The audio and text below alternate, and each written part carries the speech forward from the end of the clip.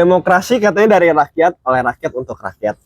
Tapi hari ini kita bisa melihat fenomena-fenomena di Indonesia ini, mungkin kok nggak kelihatan ya suara-suara rakyat didengar oleh pejabat gitu.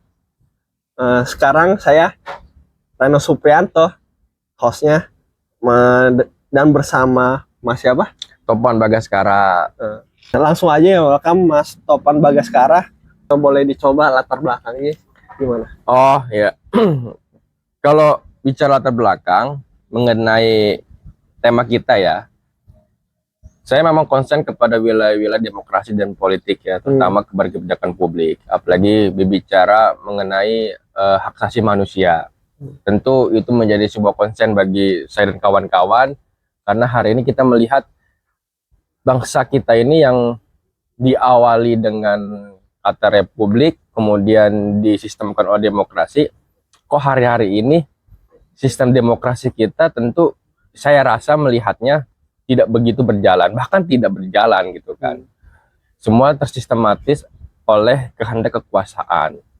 Kita bisa lihat sama layarnya, bisa lihat kan berita-berita kemarin tuh, kayak misalkan demo teman-teman kita ditangkap, ya kan. Terus baru kemarin yang meme Jokowi ciuman dengan Prabowo, itu juga kan salah satu sebenarnya bebas ekspresi kan, tapi juga ditangkap. Nah itulah saya konsen kepada situ. Seharusnya biasanya nggak boleh gitu ya, nggak boleh ditangkap. Ya seharusnya nggak perlu ditangkap juga, itu kan salah satu ekspresi kan. Ya namanya juga ke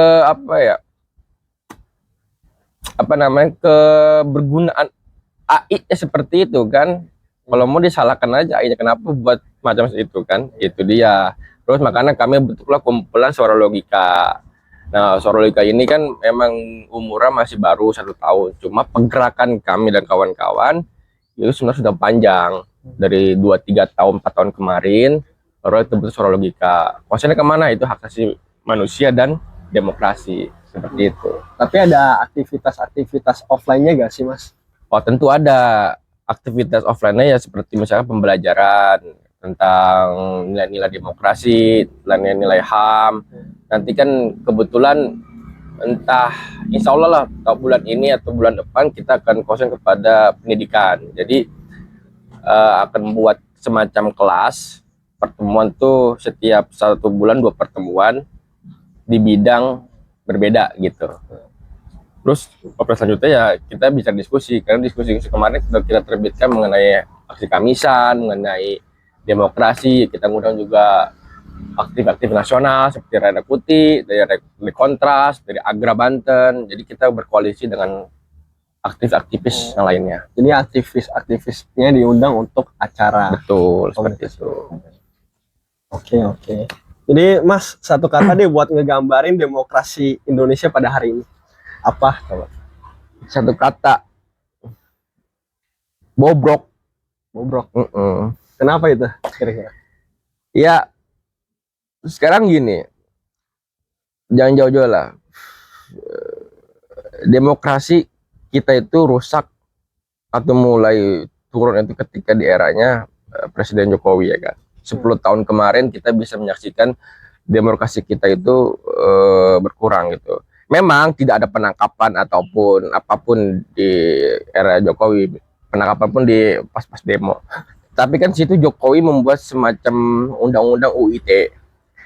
Ya mana UU ITE itu kan salah satu pasal atau undang-undang yang memang untuk menjerat orang-orang ingin mengkritik gitu kan. Jadi kebebasan ekspresi, kebebasan pendapat, disitulah barrier-nya gitu kan, yang menjadi barrier kekuasaan. Ditambah kemarin MK gitu kan, penerbitan MK 90 yang pada akhirnya kan kalian juga merasakan wakil presiden kalian anak muda ya, yang sebenarnya kita sama-sama tahu kualitas track record mereka si Gibran ini di perjuangan itu apa. Itu kan salah satu cara politik, ya kan. Memang secara konstitusional terlihat agak iya aja gitu secara hukum, tetapi kan ada etis di situ. Kenapa itu diajukan ketika menjelang pendaftaran capres cawapres? Itu yang menjadi konsen kita kan, teman-teman, kenapa bersuara gitu. Terus juga kan ada apa namanya, ada unsur nepotis itu kan, karena kejadian itu di mana bapaknya Presiden Jokowi masih menjabat. Disitulah makanya saya menilai kenapa bobrok seperti itu. Ditambah hari ini Presiden Prabowo ya kan tiba-tiba menerapkan atau melaksanakan RUU TNI. TNI bisa masuk kampus, TNI bisa masuk ke ruang-ruang sipil. Nah itu kan dalam demokrasi nggak bisa seperti itu. Secara prinsip itu akan menyebabkan kedifungsian TNI. Itu TNI yang dilatih, yang dididik untuk berperang, kemudian lama-lama TNI hari ini bisa masuk ke ruang sipil, bisa ikut bertani, contoh ke food estate tuh. Sedangkan lapangan pekerja sekarang masih sedikit. Nah, sedikit sekali. Sekarang bicara itu kan berarti bicara bos demografis yang kemarin Gibran bikin video kan. Iya, betul. Ya kan gimana? Kita bisa mengharapkan apa gitu loh pada bonus demografi tahun 2045. Bonus demografi kan di mana suatu kondisi bangsa memiliki rakyatnya itu usianya produktif kan, didominasi oleh usia produktif gitu. Hari ini PHK besar-besaran banyak. Lalu bagaimana gitu? Dan pemerintah nggak ngelakuin hal apapun gitu ya. Nah iya, pemerintah kemarin kalah debat pas ke Amerika yang harusnya berapa persen jadi malah makin tinggi. Nah itu kan kacau kan. Dari mana demokrasi itu hari ini berjalan baik gitu kan. Teman-teman kita ditangkapin semua gitu. Jadi dengan komunitas yang milik Bapak ini apa yang bisa dilakuin untuk mungkin meningkatkan literasi mereka agar lebih waspada dengan politik ini? Karena kan mereka tuh rata-rata rakyat di Indonesia sangat apatis sekali dengan politik gitu. Oke, nah ini menarik nih. Sekarang mengenai literasi ya. Kita harus pahami dulu nih kan. Literasi itu kan jadi nih, dulu ada namanya di abad ke-17 ada namanya Republika Literaria. Nah, Republika Literaria itu di mana kondisi masyarakatnya itu sangat berdekatan pada literasi. Nah, literasi tumbuh di wilayah warung-warung kopi di tahun abad 17 tuh. Nggak ada di situ ketika orang-orang main di tempat kopi, nggak ada pembahasan-pembahasan yang remeh-temeh. Semuanya bebas tentang kebijakan publik, membaca koran saat itu, kan berdiskusi semacam ini, jelas itu.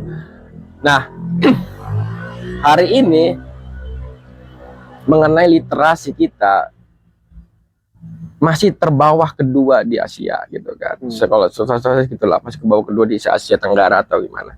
Tetapi yang harus kita pahami, literasi itu tidak hanya membaca dan menulis, cuy.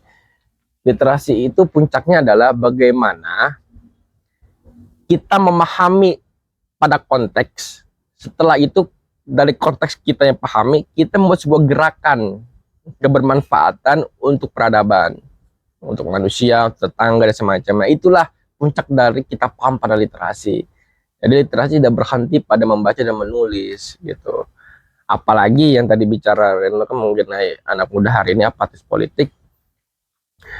Kan sempat disinggung oleh Najwa ya, yang mengatakan bahwasannya penelitian dari Dekan sama UGM hari ini Gen Z itu sulit membedakan mana hoax, mana fakta. Gen Z itu sangat tidak mengenal, bahkan tidak bisa bedakan mananya berita, mananya opini. Dan sekalipun ada kebenaran tiba pada Gen Z, itu berhenti di situ karena dasar ketakutan. Nah, disitulah menjadi kontras antara Gen Z yang lahir di tengah-tengah digitalisasi, yang kita kenal Gen Z itu sangat kenal digital ya kan, tetapi defisit pada pengetahuan yang saya sebutkan ya kan? Itu yang menjadi hari ini mungkin terlihatnya Gen Z itu apatis politik. Tapi saya meyakini Gen Z itu juga memiliki sesuatu yang berbeda dengan generasi sebelumnya ya kan. Ya Gen Z memiliki peran penting juga kan, apalagi dengan keahliannya yang digital, yang modern, tentu kalau misalkan kita diskusikan kembali, kita perbaiki kembali, akan menjadi sebuah ancaman besar juga untuk media-media pemerintah, ya kan. Kita bisa membuat sesuatu yang lebih lain, yang lebih unik dalam hal pergerakan, tentunya di wilayah-wilayah digital itu sih. Tapi apakah dari seperti kayak sekarang nih kan, zaman sekarang, mungkin Gen Z juga terlibat gak sih dalam hal kayak misalnya kayak kita mengkritik 02, tapi kita dibilang pendukung 01 ya kan. Terus mengkritik 01 berarti 02 gitu sebaliknya.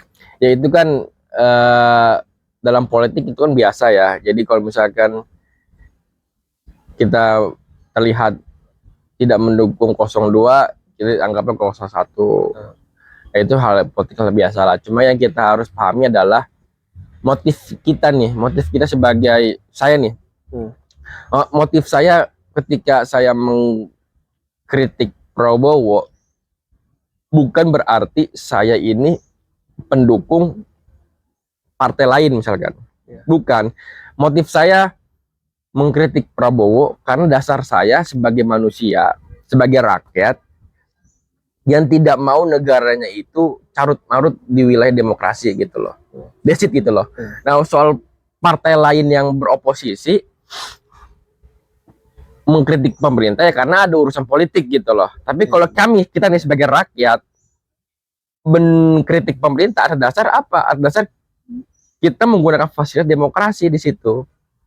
Jadi motifnya dulu kita bedakan. Nah, persoalan pernyataan lu pendukung ini, lu pendukung ini, ya itulah persetan dengan pernyataan orang kan, kita nggak usah terlalu pikirkan. Tapi yang jelas kita konsisten, kita mengkritik itu atas dasar kita sedang berjuang untuk mewujudkan kedaulatan rakyat. Jadi di komunitas Suara Logika ini akan membreakdown satu persatu itu semua yang akar permasalahan dari literasi politik itu ya berarti. Jelas, kita juga sering diskusi karena begitu kan, memang perlu kita tetap aware dan tetap konsen kepada hal-hal yang disampaikan oleh kebijakan pemerintah ya, karena kalau bukan kita sebagai anak muda siapa lagi gitu kan. Kita lah yang akan meneruskan peradaban kita kan, bangsa Indonesia. Makanya yang saya pikir tuh untuk kita semua, terutama anak muda, harus berpikir kembali ketika tidak ingin berkecimpung atau setidaknya apatis pada politik. Jangan dulu, jangan sampai, karena bicara politik kan politik kesenian artinya, seni memenangkan, seni membuktikan sesuatu tidak mungkin menjadi mungkin gitu kan. Karena kayak misalnya kamu beli baju aja kan hasil dari politik. Harga baju, harga laptop, harga HP itu kan hasil dari konsolidasi politik. Nah, kalau anak muda hari ini agak apatis pada politik, artinya udahlah gue nggak mungkin pemerintah, capek hidup gue gini-gini aja. Itu yang sebetulnya harus kita pikirkan. Kita harus peduli pada politik.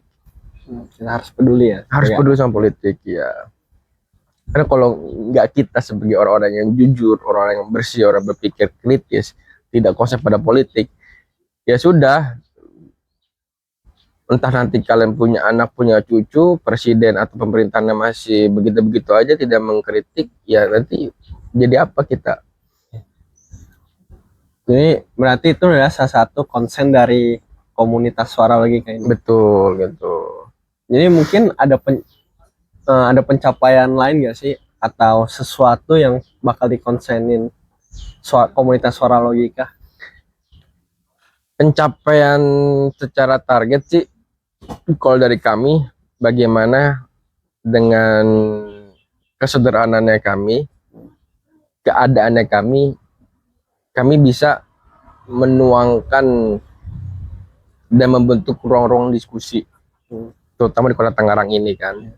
Karena ruang diskusi itu penting, selain dari menghidupkan ruang demokrasi, tetapi ruang diskusi pun bisa menjadi media untuk kita saling bertemu dan saling bertukar informasi. Ada kalanya ketika kami membuat diskusi, orang-orang yang nggak tahu nih ada persoalan, ternyata Indonesia ada persoalan ini ya. Tiba-tiba ketika dia datang, entah diajak temen, entah dia mau ngikut atau bagaimana, oh ada ya gitu loh. Kayak kemarin tuh, baru semalam saya diskusi sama kawan, dia pernah ikut diskusi soal logika di sini. Ternyata dia baru tahu di kota Tangerang, di Tangerang ini, sama di kabupaten itu ternyata masih ada wilayah-wilayah yang hari ini masih berjuang oleh kekuatan pembangunan. Artinya tinggal wilayah tersebut tuh yang tinggal digusur doang. Nah, itu teman-teman tuh baru tahu, oh ini masih ada ya. Nah, dari diskusi itulah setidaknya kepuasan kami bisa menginformasikan sesuatu yang tidak dilihat oleh umum, sesuatu yang tidak diberitakan pada media. Nah, itu. Ini dari sana kalau boleh tahu apa saja aktivis-aktivis yang mungkin pernah diajak untuk berdiskusi atau apa? Oh, ada aktivis agraria, ada aktivis demokrasi, ada aktivis HAM, politik. Kita pernah ngundang YLBHI, ketuanya langsung. Dari Kontras pun kita sudah ngundang. Alhamdulillah kan kita berkawan. Terus dari tokoh Rai Rangkuti kita pun ngundang beberapa kali. Jadi ya pada dasarnya kita saling berkoalisi ya antara mereka semua gitu. Karena untuk apa? Ya tetap perjuangan itu tidak ada yang murah. Perjuangan itu tidak ada yang singkat. Ya, perjuangan kita harus sama-sama berjuang secara bersama-sama, kita menangkan bersama-sama, kita harus saling mengerti satu sama lain, bahu membahu. Nah, itu sebuah perjuangan kan. Lalu ada hal yang mungkin Mas dapat susah gitu, kayak misalnya mungkin dalam kontekan sama aktivisnya susah, atau mungkin dalam memperbaiki komunitasnya atau membangun komunitasnya, apa ada yang susah gitu? Yang menjadi tantangan itu bagi kami ya adalah menjaga ide. Ini yang menjadi tantangan kami kan, apalagi dalam suara logika ini juga kebanyakan tuh Gen Z ya. Kebanyakan Gen Z, teman-teman juga masih berkuliah, sama lah kayak teman-teman juga di sini masih kuliah. Jadi terkadang ada prioritas yang diutamakan oleh mereka, yaitu kuliah, cari rezeki untuk bayar kuliah dan semacamnya. Jadi terkadang tantangannya adalah bagaimana kita bisa menjaga konsistensitas ide di tengah kesibukan masing-masing kawan-kawan gitu. Itu tantangannya sih. Misalnya antara komunikasi politik dengan aktivis lain ya alhamdulillah lancar-lancar aja.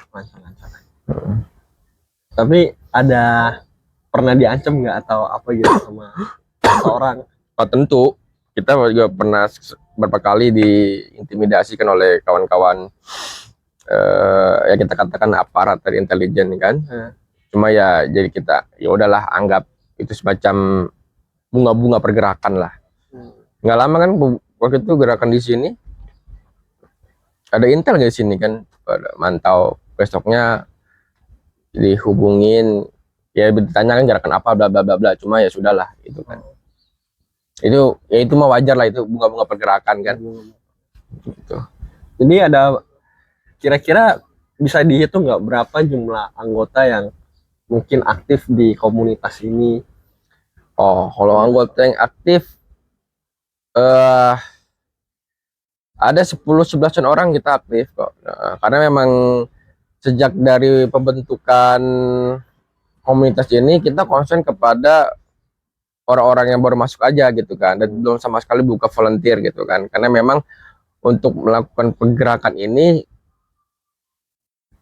harus, menurut saya harus benar-benar matang dulu dari internal gitu kan. Makanya hari ini aktif ya 10 orang lah. 10 orang. Lagi dari mengurus komunitas, saya pengen nanya aja ke Masnya nih tentang medsos ini sebenarnya penyelamat atau malah racun buat demokrasi? Karena kan misalnya contoh nih, Kadek yang lagi viral ini kan Kang Deddy Mulyadi gitu, sering banget ngonten di YouTube. Dia juga bisa menjadi kampanye dia gitu. Anies juga pernah nge-live ya kan di TikTok. Dan kadang juga bisa aja ada beberapa buzzer yang bikin konten gitu ke pasangan calon yang lain gitu. Ya, media itu hari ya kita gini loh, bicara media itu kan kalau bagi saya media itu kan hari ini menjadi semacam alat gerak gitu kan. Persoalan apapun motifnya apa, yang penting media itu bagi saya alat gerak gitu kan. Jadi media ini semacam apa ya, semacam pisau gitu kan. Kalau kita di hutan kan pisau itu kan bisa berguna ya kan, bisa berguna untuk motong akar atau bahkan apa namanya menggali parit gitu kan. Jadi nggak sah-sah aja kalau ada tokoh-tokoh yang menggunakan media sebagai alat kerja mereka gitu kan. Persoalan itu adalah sebagai wilayah-wilayah kampanye mereka. Kalau bagi saya pribadi itu nggak ada soal gitu kan. Tinggal bagaimana teman-teman kita atau kita orang ketika melihat itu bagaimana pandangannya gitu kan. Kalau memang kan dari media sendiri pun bisa memperlihatkan kualitas Dari videonya. kualitas videonya, kualitas dari mereka berbicara, kualitas dari ini konten hanya citraan, ini konten apa namanya hanya buatan semata gitu kan. Nah itulah makanya kita sebagai mahasiswa juga harus meng-cross check latar belakang si tokoh ini gimana. Apakah memang gini, kita kadang terjebak pada media karena kita tidak mau meng-cross check kembali secara dalam. Contoh kayak 2000 berapa tuh Joko Widodo kan hadir sebagai rakyat gitu loh, hadir sebagai perwakilan dari wong cilik masuk ke gorong-gorong gitu kan. Orang ngiranya kan pasti wah ini gila presiden kita merakyat banget sampai ke gorong-gorong gitu kalau misalnya jadi gitu kan. Tapi kita tertipu di situ kan. Kita abai pada wilayah-wilayah semacam itu. Nah, makanya fungsi dari apa namanya? Dari literasi itu selain dari kita melihat secara media, kita pun harus meng-cross check latar belakangnya. Gitu. Memilih betul, mengelaborasi kembali. Benar nggak sih orangnya seperti ini gitu. Tapi kalau misalnya kita berbicara tentang kita harus memilih ya, apakah demokrasi, apakah sosial media ini bisa dikekang oleh negara? Contohnya nih, misalnya Twitter, kita kan asal ngomong aja, kan terkadang tuh ada yang beberapa ditangkap, dipikir karena memang anonimus gitu kan, nggak bisa didetek, tapi ternyata sosial media, perusahaan sosial medianya kerjasama sama negara gitu. Ya bisa, jadi dengan fasilitas yang dimiliki oleh negara mampu menghentikan laju rakyat, suara rakyat dengan apapun, baik dengan cara fisik, baik secara real maupun secara media. Kalau secara media kita sama-sama tahu kan, entah di banned, entah di hack, entah di blokir ya kan. Nah itu ya persoalan kerjasama sama perusahaan medianya, ya kita bisa memikirkan sama-sama lah apa gitu. Jadi ini mengganggu demokrasi gak? Atau apa yang bisa kita lakukan gitu? Tentu tidak. Kalau untuk pergerakan hari ini media pun sangat sekali berperan aktif gitu kan. Untuk kawan-kawan yang tidak bisa turun ke jalan, untuk kawan-kawan yang tidak tahu bagaimana cara bergerak dengan media, tapi kawan-kawan bisa bergerak. Buat poster, hari ini kan 12 Mei ya. Nah, peringatan 12 Mei kan. Gitu. Jadi media pun sangat berperan.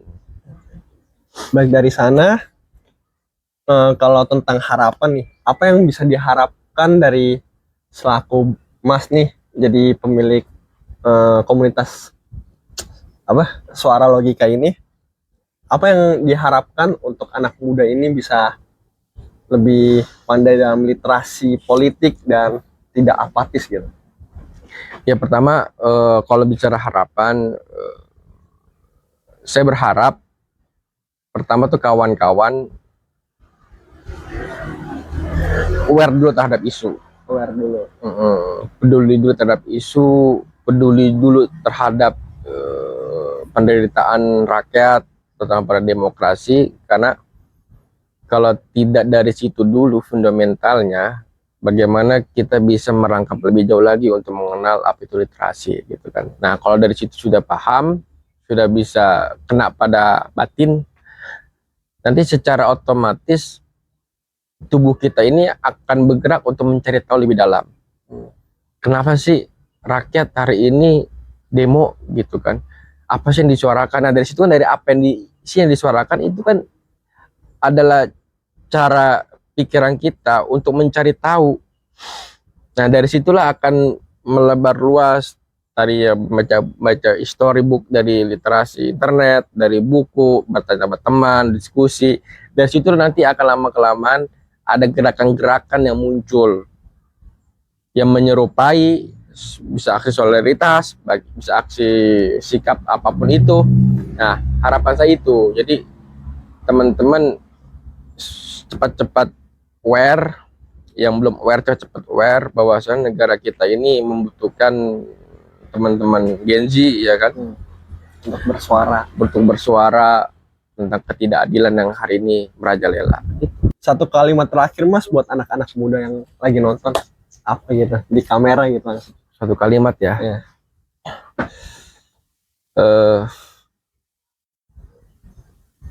Anak muda, terutama anak kampus, hari ini kita lihat kecintaan terhadap perjuangan itu harus diperlihatkan, karena kalau tidak, teman-teman terutama pihak dari kampus, mahasiswa,